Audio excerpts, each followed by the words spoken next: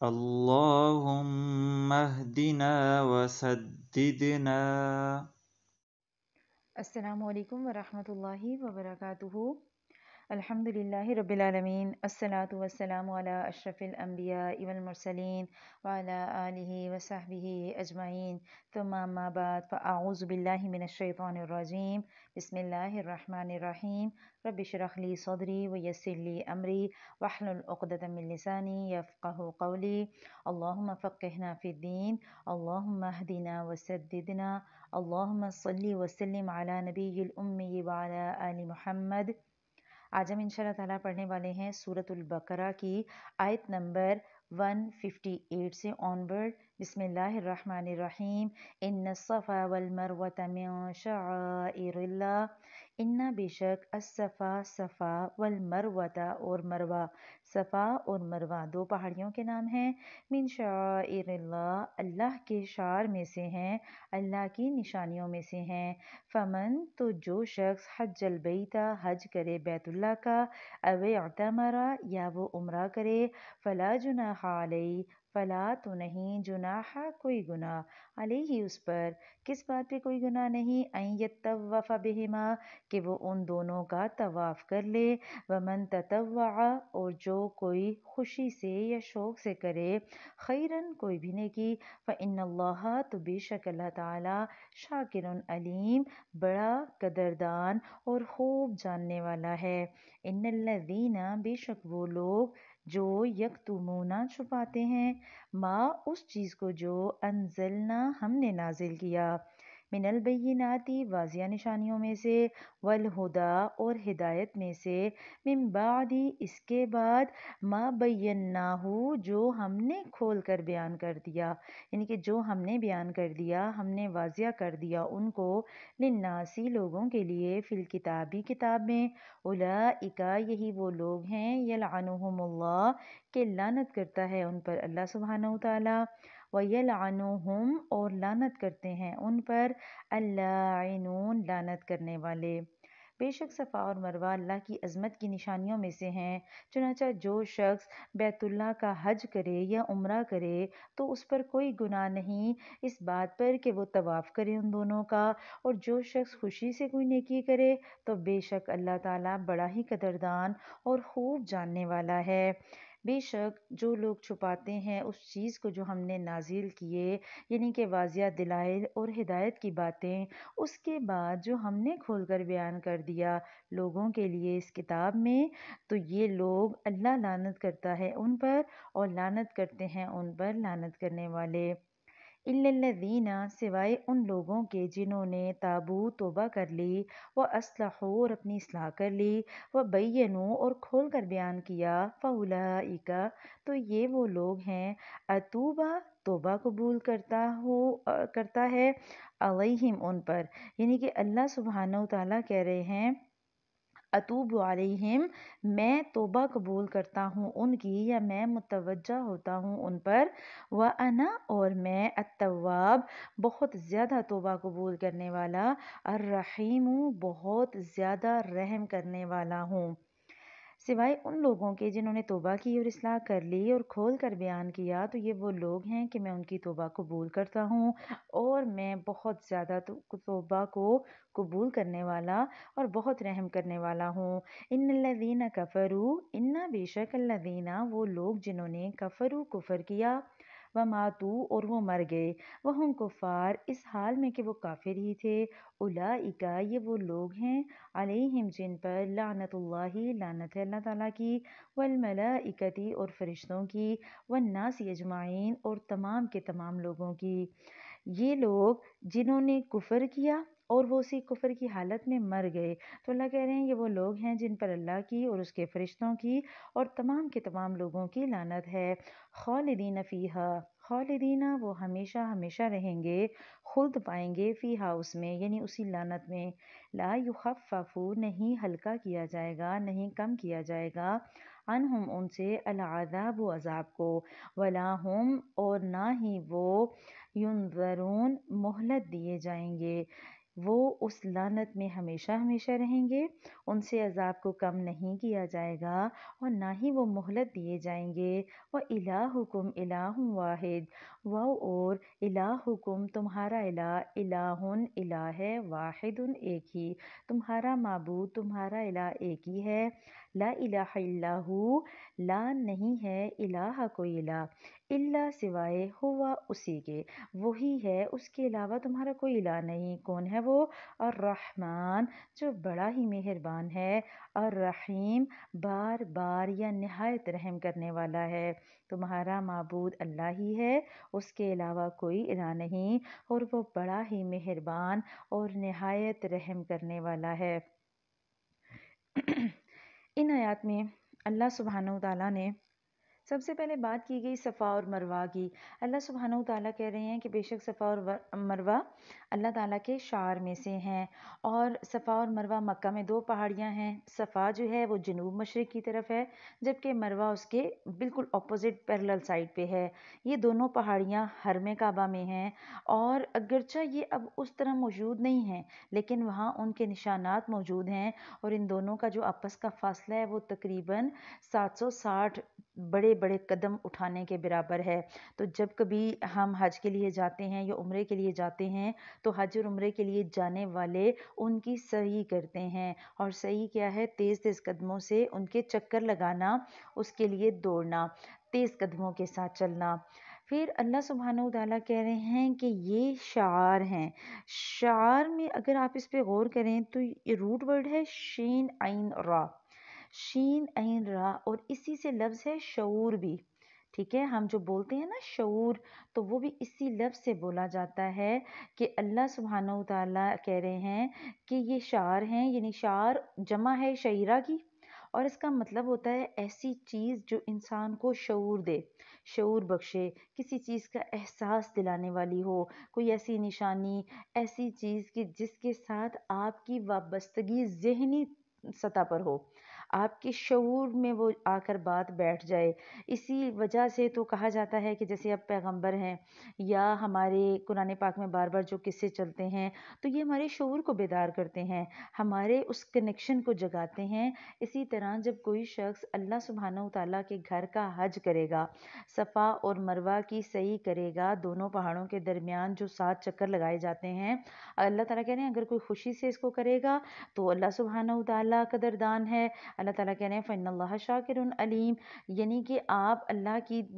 دکھائی گئی نشانیوں کو، اللہ کی مقرر کی گئی علامات کو جب آپ دیکھتے ہیں تو قدرتی طور پہ ذہن اللہ تعالیٰ کی طرف جاتا ہے۔ آپ دیکھیں جب کوئی حج کے لیے جاتا ہے، بیت اللہ کو دیکھنا، حجر اسود کو دیکھنا، حجر اسود کو بوسہ دینا، ٹھیک ہے، رمی جمار کرنا، صفا مروہ جو ہے وہ ان کو دیکھنا، ان کی سعی کرنا، تو یہ ساری کی ساری چیزیں اللہ سبحانہ و تعالیٰ کے ساتھ کنیکشن کو مضبوط کرتی ہیں۔ اور اللہ تعالیٰ کہہ رہے ہیں وَمَن تَطَوَّعَ خَيْرًا، جو کوئی خوش دلی سے کوئی بھلائی کا کام کرے گا، جو نیکی خوشی سے کرے گا، پھر اسے اس بات کا یقین ہونا چاہیے کہ اللہ تعالیٰ شاکر علیم ہے، وہ بڑے ہی قدردان ہیں۔ دنیا میں اگر کوئی ہمارے ساتھ نیکی کرتا ہے نا اور بعد میں وہ کچھ برا بھی کر دے تو ہم کیا کہتے ہیں؟ ہاں ٹھیک ہے ابھی اس نے یہ کیا، لیکن اس نے ایک وقت میں میرے ساتھ یہ اچھا بھی کیا ہوا ہے۔ اللہ سبحانہ و تعالیٰ کی ذات وہ واحد ذات ہے جو ہر حالت میں آپ پر اور مجھ پر مہربان ہے، اور اللہ سبحانہ و تعالیٰ پھر شاکر بھی ہیں۔ اللہ تعالیٰ آپ کی اور میری نیکیوں کی قدر کرنے والے ہیں۔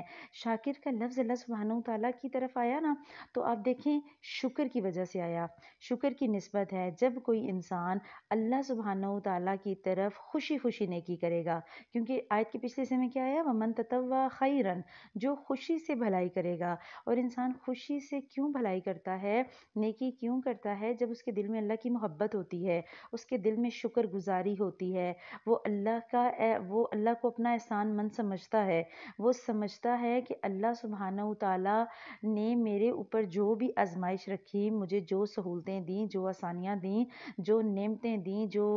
پریشانیاں دیں، یہ ساری کی ساری چیزیں اللہ سبحانہ و تعالیٰ کے قرب کا ذریعہ ہیں میرے لیے۔ جب انسان اللہ کی دی گئی نعمتوں پہ شکر کرتا ہے اور پھر اس شکر کے بدلے میں خوشی خوشی عبادات کرتا ہے تو اللہ سبحانہ و تعالیٰ کہہ رہے ہیں کہ پھر میں شاکر ہوں اور ساتھ ساتھ علیم بھی ہوں، یعنی کہ اللہ جاننے والا ہے، چاہے کسی انسان کو پتہ لگے یا نہ پتہ لگے، چاہے آپ کسی انسان کو تو ہم بتاتے ہیں نا، دیکھو تمہیں نہیں پتا اصل میں نا میرا مقصد یہ تھا، اصل میں نا میری نیت یہ تھی۔ اللہ سبحانہ و تعالیٰ تو کہہ رہے ہیں میں علیم ہوں، میں جانتا ہوں، مجھے پتہ ہے کہ تم نے اگر کسی کو مالی مدد کی، کسی کی تم نے جسمانی مدد کی، کسی کو تم نے مسکرا کے ایک بات کہی، کسی کو تم نے ایک اچھا مشورہ دیا، تم نے جو کچھ بھی کیا، چاہے تم اس کا کسی سے ذکر کرو یا نہ کرو، میں تمہارے دلوں کی نیتیں بھی جانتا ہوں، میں علیم ہوں۔ اور آیت میں لفظ ہے نا تطوع، تا واو عین روٹ ورڈ ہے، خوشی سے کوئی کام کرنا، نفلی عبادات، ٹھیک ہے۔ اور متو عربی میں کہتے ہیں کوئی بھی رضاکار جو والنٹیئرلی کام کرے، جو بغیر کسی ہدیے فدیے، بغیر کسی جو ہے وہ سیلری پیکج کے کام کرے۔ اور ہم دیکھ رہے ہیں کہ اللہ سبحانہ و تعالیٰ کہہ رہے ہیں کہ میں شاکر علیم ہوں، میں قدردان ہوں۔ اب یہاں بات آتی ہے کہ آیت میں بات ہو رہی تھی صفا مروہ شعائر میں سے ہیں، حج اور عمرے کی بات ہو رہی ہے اور نیکی کی بات ہو رہی ہے، اور اینڈ پہ اللہ کہہ رہے ہیں کہ اگر تم خوشی سے نیکی کرو گے تو میں قدردان ہوں۔ ذرا اس آیت کے پورے ریفرنس کو دیکھیں، اللہ سبحانہ و تعالیٰ نے ابراہیم علیہ السلام کو حکم دیا اپنے بیوی بچوں کو لو، حضرت ہاجرہ کو، حضرت اسماعیل علیہ السلام کو لو، مکے میں جاؤ۔ آپ جو ہے وہ جا رہے ہیں ابراہیم علیہ السلام مکے میں، اور جب مکے کی وادی میں پہنچتے ہیں، اجاڑ ہے، بیابان ہے، کوئی درخت نہیں، کوئی صرف صحرا ہے، کوئی پانی نہیں، کوئی خوراک نہیں، کچھ بھی نہیں، اور اللہ سبحانہ و تعالیٰ حکم دے رہے ہیں ابراہیم چھوڑ کے بچوں کو چلے جاؤ۔ ابراہیم علیہ السلام موو آؤٹ کر رہے ہیں، اب بچہ پیاسا، حضرت ہاجرہ بیٹھی ہیں اپنے بچے کو دیکھ رہی ہیں، بچہ پیاس کی شدت سے بلبلانے لگتا ہے، بچہ پیاس کی شدت سے رونے لگتا ہے۔ حضرت ہاجرہ پانی کی تلاش میں اٹھتی ہیں اور دیکھتی ہیں اب صحرا اور پہاڑ، کبھی صفا پر بھاگ کر جاتی ہیں کہ شاید دور سے کوئی قافلہ نظر آئے، کہیں شاید کوئی پانی مل جائے، کبھی مروہ پر بھاگ کر جاتی ہیں، اور انہوں نے یہ جو چکر لگائے نا صفا اور مروہ کے، یہ جو 7 چکر لگائے جاتے ہیں نا، یہ حضرت ہاجرہ کی یاد میں لگائے جاتے ہیں کہ وہ بھاگیں، اور اللہ سبحانہ و تعالیٰ کو ان کی یہ ادا اتنی پسند آئی، اللہ سبحانہ و تعالیٰ نے قدر کی، قیامت تک کے مردوں اور عورتوں کو حکم دے دیا جب حج اور عمرے کے لیے جاؤ گے صحیح کرنی ہے، صحیح کے بغیر تمہارا عمرہ مکمل نہیں۔ اللہ سبحانہ و تعالیٰ تو ایسے قدردان ہیں۔ آپ سوچیں کہ اگر میں اللہ کے لیے کچھ کروں گی، میں اللہ کے دین کے لیے کچھ کروں گی، کیسے پاسبل ہے اللہ قدر نہیں کرے گا؟ آپ اور میں اگر اپنے اس وجود کو لے کر چلتے ہیں، اپنی صلاحیتوں کو لے کر چلتے ہیں، اپنے گھر والوں کو اپنے گھر کے دروازے دین کے لیے کھولتے ہیں، اپنا وقت اور صلاحیتیں لگاتے ہیں اللہ کے دین کو گھر گھر پھیلانے میں، تو دیکھیں حضرت ابراہیم علیہ السلام نے کیا دعا مانگی تھی، رب حبلی من الصالحین، ٹھیک ہے، اور اللہ سبحانہ و تعالیٰ نے انہیں بچا دیا، 70 سال کی عمر میں اولاد ملی، ٹھیک ہے۔ اور پھر راستے میں جب جا رہے ہیں اپنی بیوی کو لے کر، بیٹے کو لے کر، حضرت ہاجرہ پوچھتی رہیں کہاں جا رہے ہیں، کیوں لے کر جا رہے ہیں، اور ابراہیم علیہ السلام جواب دے رہے ہیں اللہ کا حکم، تو ہاجرہ علیہ السلام جواب دیتی ہیں اچھا اگر اللہ کا حکم ہے تو یقین ہے کہ اللہ ہمیں ضائع نہیں کرے گا۔ ان کا بھروسہ یہ تھا اللہ پر، انہیں اللہ پر اتنا اعتماد تھا۔ آپ اور میں بھی آج سوچیں کہ اللہ ہمیں ضائع کیوں کرے گا؟ اگر ہم نیکی کے کام کریں گے، اللہ کہہ رہا ہے وَمَن تَطَوَّعَ خَيْرًا، جو کوئی نیکی خوشی سے کرے گا۔ آپ نے اور میں نے نماز تو پڑھنی ہوتی ہے نا، آپ نے اور میں نے دین پہ چلنا ہے، تو کیوں نہ ہم خوشی خوشی چلیں، ہم نماز کو بوجھ سمجھ کر نہ پڑھیں، نماز کو ہم ذمہ داری سمجھ کر پڑھیں، ہم نماز کو خوشی سے پڑھیں، اپنے اللہ سے ملاقات کرنی ہے۔ جب ہم اللہ سبحانہ و تعالیٰ کے لیے نکلیں گے اور اس نیت کے ساتھ کہ اللہ قدر کرنے والا ہے، وہ شاکر ہے اور علیم بھی ہے، وہ میرے دل کی کیفیت جانتا ہے، وہ جانتا ہے میں کن سرکمسٹانسز میں کن کو یاد کر رہی ہوں، میں کن سرکمسٹانسز میں ایک بندہ، میں اکثر یہ بات آپ لوگوں سے کرتی ہوں، ایک شخص جس سے اللہ نے پیسہ دیا، مال دیا، اس کے پاس بہترین گاڑی ہے، اس کے پاس بہترین پہننے کا سامان ہے، وہ ہر سال رمضان المبارک میں جا کے عمرہ کر کے آتا ہے، وہاں وہ حرم میں جا کے نماز پڑھتا ہے، اور اس کی نماز کو جو ہے وہ اجر بہت زیادہ ہے، اسے بہت زیادہ اس کا اجر ملتا ہے، جبکہ اس کے مقابلے میں ایک شخص جو انتہائی غربت کی حالت میں ہے، دن کو وہ مزدوری کرتا ہے، بازار میں اس نے ریڑھی لگائی ہوئی ہے، جیسے ہی نماز کا وقت قریب آیا وہ اپنی ریڑھی پہ چادر ڈالتا ہے اور وہیں فٹ پاتھ پہ سائڈ پہ ہو کے وہ نماز پڑھتا ہے۔ تو اللہ سبحانہ و تعالیٰ دونوں کے گیون سرکمسٹانسز بھی تو دیکھیں گے نا، ہو سکتا ہے اس مزدور کا اجر اس شخص سے زیادہ ہو جو حرم میں جا کے نماز پڑھ رہا ہے۔ ٹھیک ہے، پیٹڈ بات ہے، حرم میں اجر زیادہ ہے، لیکن گیون سرکمسٹانسز بھی تو ہے نا۔ اللہ سبحانہ و تعالیٰ نے آپ کو اور مجھے دنیا میں رہنے کے لیے مختلف طرح کی آزمائشیں دیں۔ ہم نے پیچھے کچھ آیات پہلے مصائب خمسہ پڑھیں، وَلَنَبْلُوَنَّكُمْ بِشَيْءٍ مِّنَ الْخَوْفِ وَالْجُوعِ وَنَقْصٍ مِّنَ الْأَمْوَالِ وَالْأَنفُسِ وَالثَّمَرَاتِ۔ اللہ سبحانہ و تعالیٰ نے ہر ایک کو مختلف آزمائشوں میں ڈالا۔ ہم اپنی اس آزمائش میں اگر اللہ سبحانہ و تعالیٰ کے سامنے نیکی کریں اور خوشی سے کریں، وَمَن تَطَوَّعَ خَيْرًا، خوشی خوشی نیکی کریں، تو یاد رکھیں فَإِنَّ اللَّهَ شَاكِرٌ عَلِيمٌ، اللہ پھر بڑا قدردان ہے۔ ہائی لائٹ کریے گا اس آیت کے پورشن کو اپنی بک میں، اپنے مصحف میں، اپنی جو والقلم والا ہے یا جس سے آپ پڑھتی ہیں، کیوں؟ تاکہ جب کبھی اس آیت کو پڑھیں یاد رہے، میں جو نیکی کروں گی میں خوشی سے کروں گی، اللہ جانتا ہے۔ کوئی اس نیکی کو اچھا سمجھے یا نہ اچھا سمجھے، بعض دفعہ کیا ہوتا ہے ہم بہت سے لوگوں کے ساتھ نیکی کرتے ہیں، بہت سے لوگوں کے ساتھ ہم اپنی طرف سے بہت اچھا کرتے ہیں، جبکہ جواب میں جو آتا ہے وہ غلط ہوتا ہے، جواب میں جو آتا ہے وہ اچھا نہیں ہوتا۔ پھر ہم تھوڑے سے فیڈ اپ ہو جاتے ہیں، ہم کہتے ہیں اچھا اس کے ساتھ تو میں نے اتنا کچھ کیا اور دیکھو یہ کیا کرتی ہے، اچھا میں تو اتنا کچھ کرتی ہوں پر اس سے میری قدر نہیں۔ اللہ کہہ رہا ہے میں قدر دان ہوں، میں قدر کرنے والا ہوں اور میں پھر علم بھی رکھنے والا ہوں، مجھے پتہ ہے کہ تم نے اگر یہ نیکی کی تو تم نے کس نیت سے کی، اللہ سبحانہ و تعالیٰ اس نیت کے مطابق اجر دیں گے۔ تو اللہ سبحانہ و تعالیٰ ہمیں اپنی نیتوں کو خالص کرنے والا بنائیں۔ اب ذرا بات تھوڑی سی کر لیں کہ حضرت ہاجرہ نے اپنے بیٹے کی پیاس بجھانے کے لیے سعی کی، اس سعی کو اللہ سبحانہ و تعالیٰ نے آپ کے اور میرے لیے شعار بنا دیا۔ اللہ سبحانہ و تعالیٰ نے آپ کو اور مجھے ایک اور سبق بھی اس آیت سے دیا۔ آج آپ کی اور میری نسل بھی پیاسی ہے، آج ہماری نسلوں کو ضرورت ہے ایمان کی، ایمان کے پانی کی۔ ہماری نسلیں ایسی پیاسی ہیں کہ ہماری نسلوں کے دلوں سے وہ تقوی اور پرہیزگاری نکل گئی ہے۔ آج ہم اپنی نسلوں کے لیے تھکیں گے تو تبھی جا کے ہمیں جو وہ اجر ملیں گے۔ اگر ہم صبر دیکھیں نا، وہ شاید بلے شاہ نے کہا تھا یا مجھے اب یاد نہیں، شاید بلے شاہ ہی تھے کہ میٹھا میوہ بیری دیوے تے پھر بھی وٹے کھاوے تے صبر بیری دا ویک محمد نیکیاں کر دی جاوے۔ آپ اور میں جب تک صبر سے اور ہم اپنی ہمت اور استطاعت کے مطابق محبت سے اپنی نسلوں کو سیراب نہیں کریں گے۔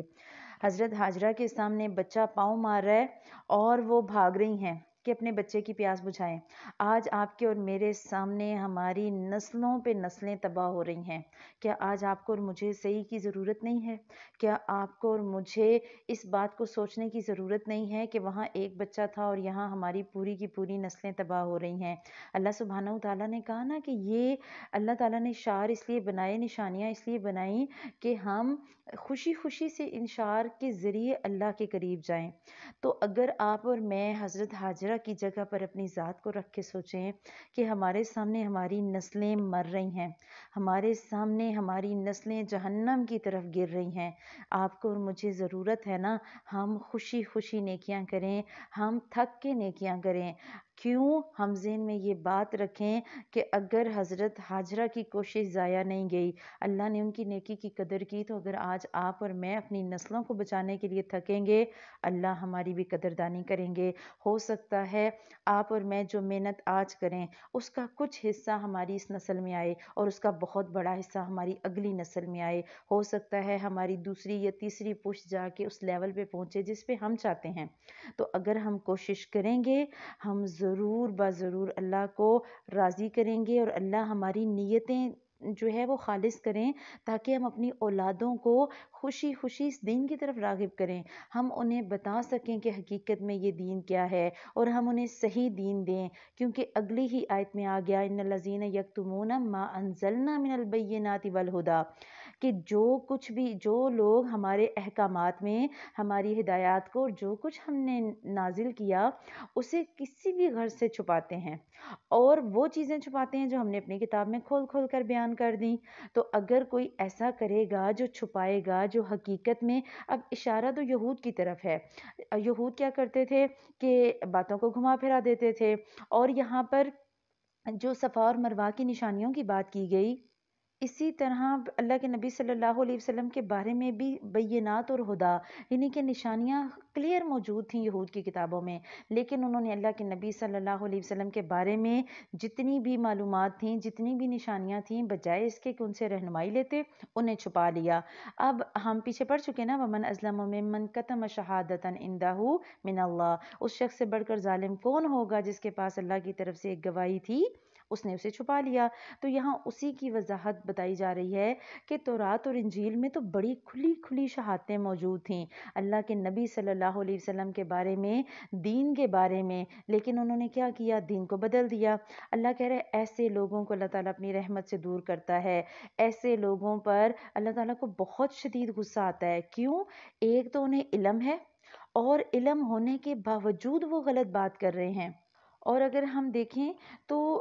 آج کل کے دور کا بھی یہی مسئلہ ہے، ہمیں اللہ سبحانہ وتعالیٰ نے کلیئر کٹ احکامات دے دیے، ہمیں وضاحت سے ایک ایک بات بتا دی گئی، اس کے باوجود ہم بنیادی عقیدوں کو ہی بدل دیتے ہیں۔ ہم آج بھی الجھے ہوئے ہیں، ہماری آج بھی توحید سیدھی نہیں ہے، آج بھی ہمیں اپنے اللہ پر اعتبار نہیں، ہم وسیلے ڈھونڈتے ہیں۔ آج بھی اللہ کہہ رہا ہے وَإِذَا سَأَلَكَ عِبَادِي أَنِّي فَإِنِّي قَرِيبٌ، اللہ کہہ رہا ہے میرے بندے پکاریں کہ میں تمہارے قریب ہوں۔ کتنے قریب ہوں؟ حبل الورید، حبل ورید کے بھی قریب، میں تو شاہ رگ سے زیادہ قریب ہوں، میں تو تمہاری آوازیں سنتا ہوں، تمہاری باتیں سنتا ہوں، میں تو تمہاری خاموشیاں، سرگوشیاں اور تمہارے دل کے خیالات بھی جانتا ہوں۔ وہ تو جو ہے وہ آپ کے اور میرے دل کے ان احساسات کو بھی جانتا ہے جو زبان سے بیان نہیں ہو سکتے۔ اللہ سبحانہ وتعالیٰ جب جانتے ہیں اور اللہ نے ہمیں کلیئر بتا دیا، اس کے باوجود ہم دین چھپاتے ہیں۔ آج حضرت ابو ہریرہ کے بارے میں آتا ہے، وہ کہتے ہیں کہ قرآن پاک کی یہ ایک آیت اور ایک آیت اور ہے جس کی وجہ سے میں لوگوں کو ساری احادیث سناتا ہوں، کیونکہ اگر میں اب نہیں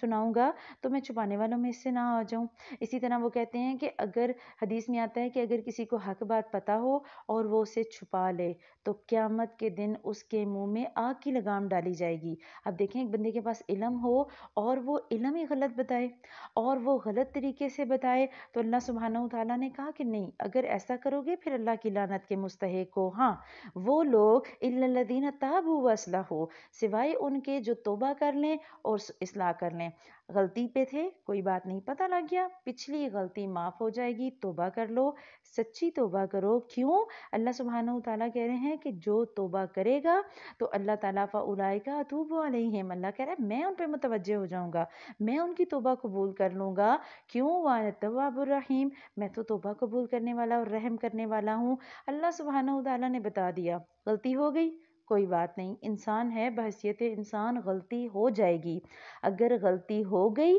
غلطی کی معافی مانگ لو، توبہ کر لو، توبہ کرو گے تو باقی ساری کی ساری چیزیں اللہ تعالیٰ معاف کر دیں گے۔ اللہ سبحانہ وتعالیٰ ہمیں اپنی غلطیوں پہ رجوع کرنے والا بنائیں۔ اگر ہم سے غلطی ہو جاتی ہے، انسان ہے نا، فرشتہ کوئی بھی نہیں ہے، اگر بحیثیت انسان غلطی ہو جاتی ہے، ایک تو یہ کہ دوسروں پہ فتوے بازیاں نہ کریں، کسی پر تنقید نہ کریں، اپنی اصلاح سب سے زیادہ ضروری ہے، خود مانیں اور دوسروں کو اچھے طریقے سے بیان کریں۔ آپ کی دلیل سے اگر کوئی بات مانے گا وہ زیادہ بہتر ہے۔ ہمارے ہاں دلیل بعد میں دی جاتی ہے اور فتویٰ پہلے لگایا جاتا ہے۔ کسی بھی شخص کو جو کلمہ پڑھتا ہو آپ اسے کافر نہیں کہہ سکتے، آپ اسے کچھ بھی نہیں کہہ سکتے، اس کا معاملہ اللہ کے ساتھ ہے، اس کے دل میں کیا ہے وہ اللہ سبحانہ وتعالیٰ بہتر جانتے ہیں۔ آپ اور میں سیرت میں پڑھ چکے نا کہ جب اللہ کے نبی صلی اللہ علیہ وسلم نے فرمایا، ایک صحابی نے سوال کیا کہ اگر جنگ میں ہوں اور حالت جنگ میں کسی کافر کو مارتا ہوں اور وہ مجھ پہ حملہ کرتا ہے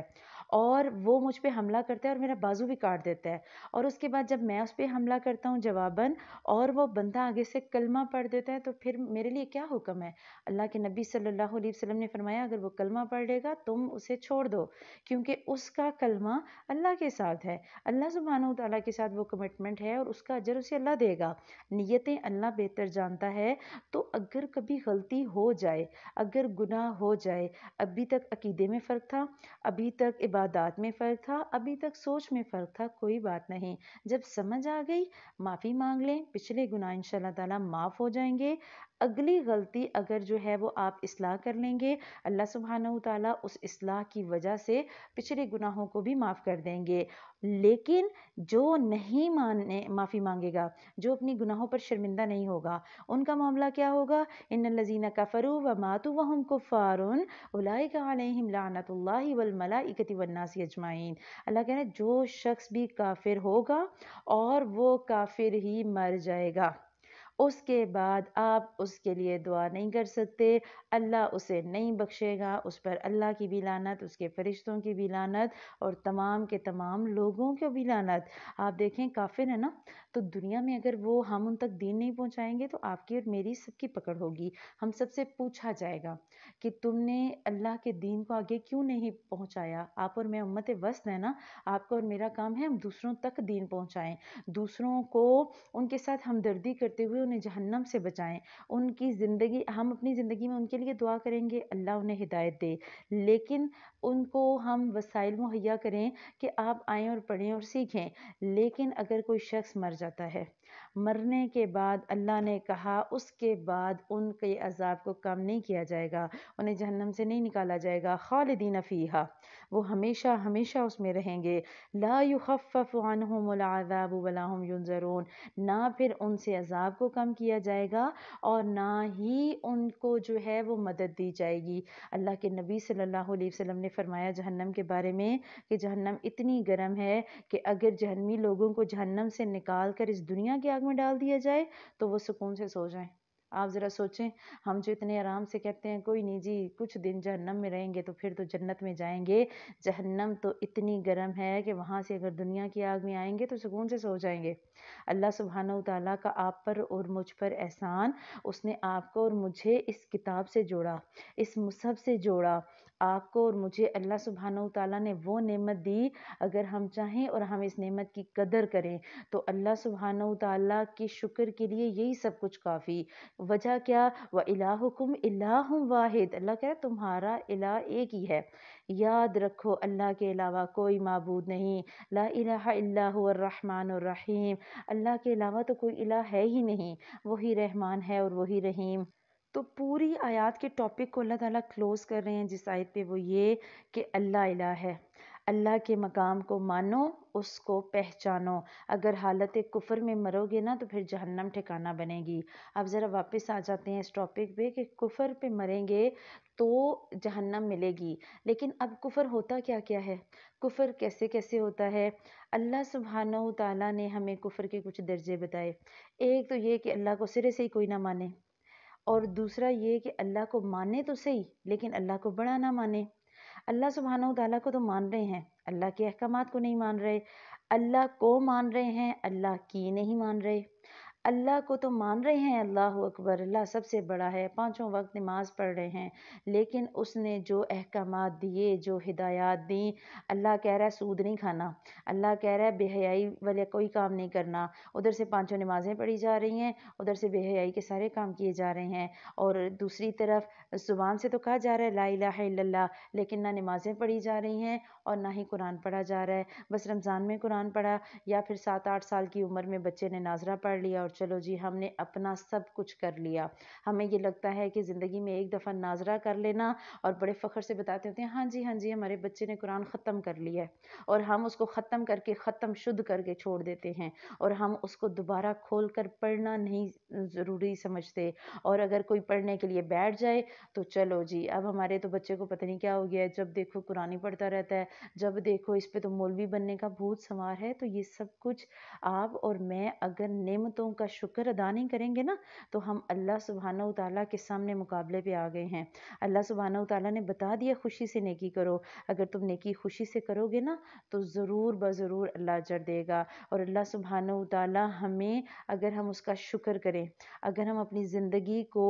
اس کے ساتھ سامنے سر جھکاتے ہوئے تسلیم کریں کہ تو ہی اللہ ہے، ہم تجھے ایک بھی مانیں گے اور تیری ہی ساری باتیں بھی مانیں گے، ہم اللہ سبحانہ و تعالیٰ کی ذات کو مانیں اس کی پوری صفات کے ساتھ، اس کے ہر حکم کو مانیں۔ آج ہمیں ایک حکم پتہ لگتا ہے اور ہم فرقہ واریت کے جھنجٹ میں پڑ کے اس کو کرنا پسند نہیں کرتے، اور ہم کہتے ہیں ہاں پتہ تو لگ گیا ہے پر اصل میں کیا کریں، وہ نا ہمارے مولوی صاحب نے منع کیا ہے، ہمارے مولوی صاحب نے کہا قرآن جہاں سے مرضی ہے خیر ہے پڑھ لو، لیکن نا عمل اپنے جو ہے وہ فرقے کے مولوی پہ کرنا کیوں آپ اور میں ان باتوں میں پڑے ہیں؟ اللہ بار بار آپ کو مجھے بتا رہے ہیں علماء یہود والے کام نہیں کرنے، صحیح احکامات لوگوں کو بتانے ہیں۔ اگر ہدایت واضح ہونے کے بعد ہدایت کو نہیں مانا جائے گا، اولئک یلعنہم اللہ و یلعنہم اللائنون، اللہ کہہ رہا ہے پھر لعنت ہے ایسے لوگوں پر، اللہ کی بھی اور لعنت کرنے والوں کو بھی۔ تو اللہ سبحانہ و تعالی ہمیں اس چیز سے بچائے، اور اللہ سبحانہ و تعالی ہمیں ہمت اور توفیق دے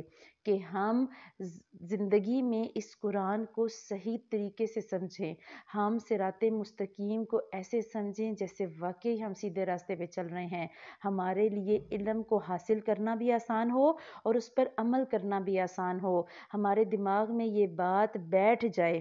کہ آپ اور میں ہر حال میں اپنا تعلق اللہ سے مضبوط کریں گے۔ احادیث میں آتا ہے نا کہ مومن کو جب تھکن ہوتی ہے یا کوئی مشکل ہوتی ہے یا کوئی غم آتا ہے، بیماری ہو یا کوئی خوف یا کوئی بھی اندیشہ، تو اللہ سبحانہ و تعالیٰ اس سے اس کے گناہوں کو مٹا دیتے ہیں۔ تو یاد رکھیں کہ زندگی میں اگر اللہ کی طرف سے آزمائشیں آ رہی ہیں، اللہ تعالیٰ اس آزمائش کے بدلے ہمارے جو ہے وہ درجات بلند کرتے ہیں، ہمارے گناہوں کو مٹاتے ہیں، اور اللہ تعالیٰ اسی بات کو سوچ کے خوش ہو جائیں اور نیکیاں خوشی خوشی کریں کہ اگر زندگی میں کوئی غم آئے گا تو کوئی بات نہیں، اللہ سبحانہ و تعالیٰ اس غم کے ذریعے میرے گناہوں کو مٹائیں گے، میرے پہ آنے والی مزید بڑی آزمائش کو اللہ تعالیٰ جو ہے وہ کم کریں گے۔ ہوتا ہے نا بعض دفعہ ایکسیڈنٹ ہو جاتا ہے، ایک پاؤں فریکچر ہو گیا، ایک بازو فریکچر ہو گیا، ہم کیا کہتے ہیں شکر اللہ کا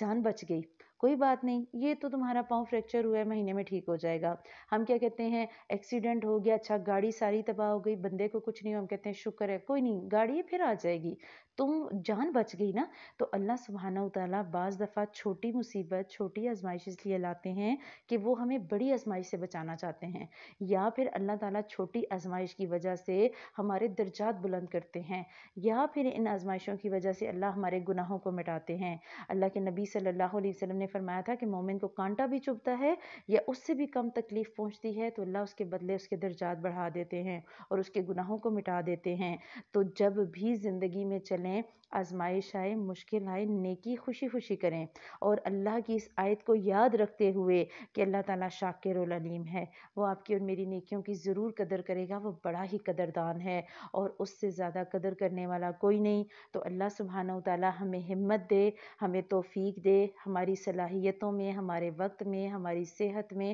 ہر چیز میں برکت دے، تاکہ ہم بہترین طریقے سے اپنے اللہ سبحانہ و تعالیٰ کی عبادت کرنے والے بنیں، اور اللہ سبحانہ و تعالیٰ ہمیں ہمت دے بہترین طریقے سے اس کتاب سے ہدایت لینے کی اور اس ہدایت کو اپنی نسلوں میں ٹرانسفر کرنے کی۔ اللہ سبحانہ و تعالیٰ ہم سب کو ہمت دیں کہ ہم بہترین طریقے سے صراط مستقیم پر چلیں۔ سبحانک اللہم و بحمدک نشہد ان لا الہ الا انت نستغفرک و نتوب الیک۔ السلام علیکم ورحمۃ اللہ